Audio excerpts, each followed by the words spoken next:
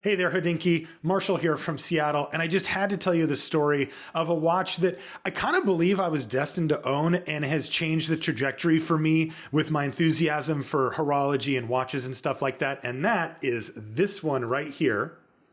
That is a Heuer Octavia 2446C.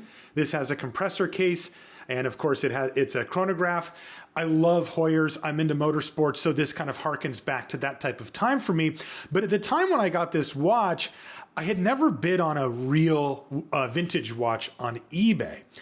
And I saw this one come up and it was in really bad shape. Like, it was advertised as non-working.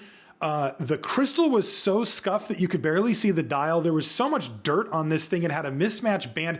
Just everything was beat up. But I thought to myself, maybe I can get a deal on it. So I bid and I bid and I bid. And I ended up doing the thing that I think most people that are into watches have had happen, which is like you bid a little more than you're comfortable with. You're like, did I really just do that? But you hit the button. And then I'm like, okay, I hope I win it. I can't go any higher than that. I ended up not winning the auction and I was pretty bummed out about it. But 2 days later, the person selling the watch contacted me and said, hey, the person who won flaked out. I'll sell it to you for your highest bid if you still want it. And I was like, I'm in. So the watch came in the mail and it was just as bad as I had thought. It wouldn't work. You couldn't push the buttons. Nothing happened. It wouldn't run. It wouldn't even wind. And I thought, okay, what have I gotten myself into? But you know, I'm kind of a mechanical person, so I got some toothpicks out, some little things, and I started to clean up this watch.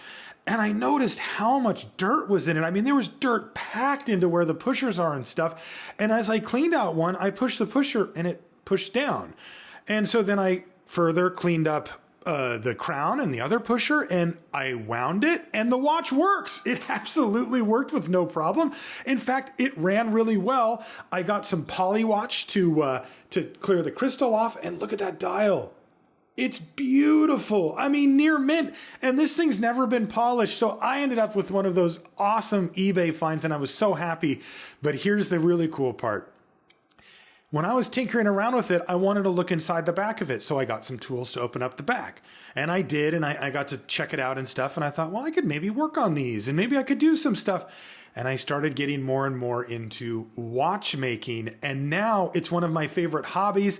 In fact, as a content creator, I even started a YouTube channel for my watchmaking. And I love taking old watches that are broken or just maybe past their prime, getting them back to working, restoring them, and sharing them with everybody on the internet. So this watch right here, this Heuer Octavia, completely set me on that path. And I'll always be thankful that I ended up winning that auction. Thanks for letting me share my story. See you later.